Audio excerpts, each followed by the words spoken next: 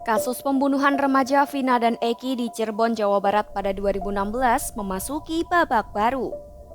Setelah melalui proses panjang, polisi akan melimpahkan berkas perkara tersangka terakhir dalam kasus ini, Peggy Setiawan, ke Kejaksaan Kamis 20 Juni 2024. Vina dan kekasihnya Eki tewas dibunuh komplotan geng motor pada Sabtu 27 Agustus 2016. Tak hanya dibunuh, para pelaku juga memperkosa Vina. Awalnya Vina dan Eki diduga tewas akibat kecelakaan tunggal, namun setelah diselidiki ternyata keduanya terbukti dibunuh.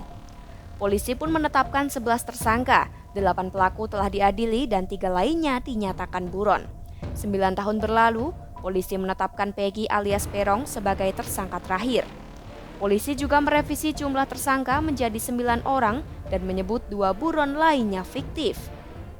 Selain menyampaikan soal pelimpahan berkas ke Kejaksaan, Polri juga memberikan sederet penjelasan terkait kasus ini. Berikut penjelasannya.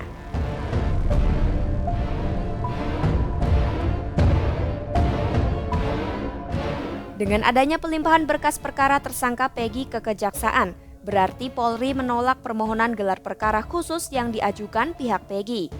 Kadif Humas Polri, Irjen Sandi Nugroho pun meminta publik memantau perkembangan kasus ini dan memastikan kasus akan diungkap secara transparan.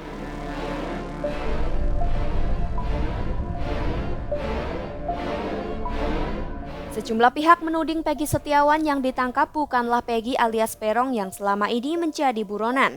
Namun menurut Sandi, penetapan Peggy sebagai tersangka sudah berdasarkan bukti dan sejumlah pemeriksaan saksi. Bahkan penyidik sudah memeriksa 70 orang sebagai saksi terkait penyidikan yang menjerat Peggy. Di antara saksi ada juga saksi ahli seperti ahli pidana, forensik, psikologi, hingga IT.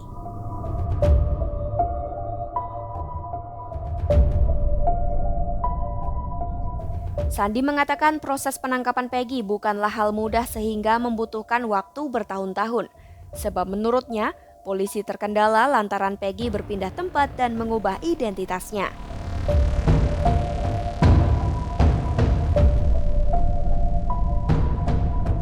Polisi menyebut bahwa 7 terpidana kasus ini sempat mengajukan gerasi ke Presiden Joko Widodo pada 2019.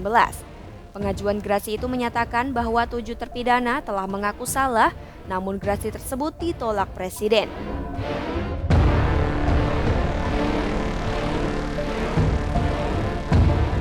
Dalam kasus ini, Sandi mengungkap bahwa ayah Eki, Rudiana, yang merupakan anggota polisi sempat diperiksa Divisi Profesi Pengamanan atau Propam.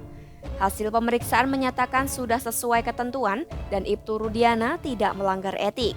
Di sisi lain, polisi juga membantah isu ayah Eki yang disebut melakukan pemeriksaan terhadap salah seorang terpidana, Saka Tatal, pada penyidikan 2016.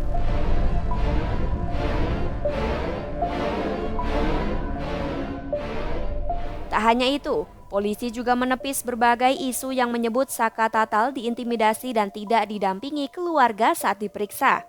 Sandi turut menunjukkan beberapa foto yang menampilkan Saka sedang diperiksa dengan didampingi keluarga.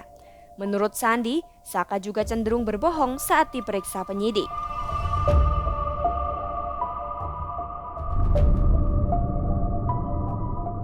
Polisi menyebut ada satu saksi yang dihadirkan pihak pelaku dalam persidangan sempat dijanjikan uang supaya tidak memberikan keterangan secara jujur. Namun, Sandi tak mengungkapkan secara jelas siapa pelaku yang dimaksudkannya itu.